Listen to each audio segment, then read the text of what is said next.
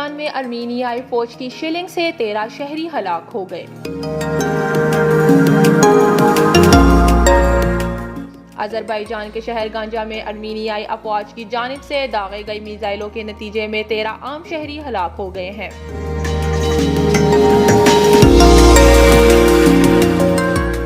Baku हुकाम के मुताबिक मिसाइल हमलों में 40 से ज़ायद शहरी जख्मी भी हुए हैं।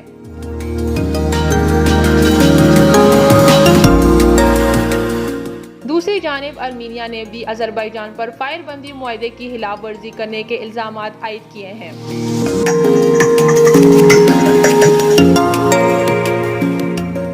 गुज़श्ता हफ्ते रूस की कोशिशों से दोनों ममालिक ने जंगबंदी पर इत्तेफाक किया था, ताहम इस दौरान सीज़ फायर मुआहदे की मुसलसल खिलाफ वर्जियां देखी गई हैं।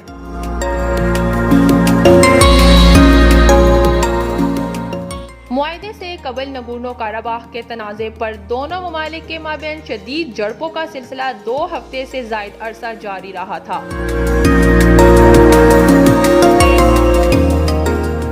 नौशीन, sportstory.news।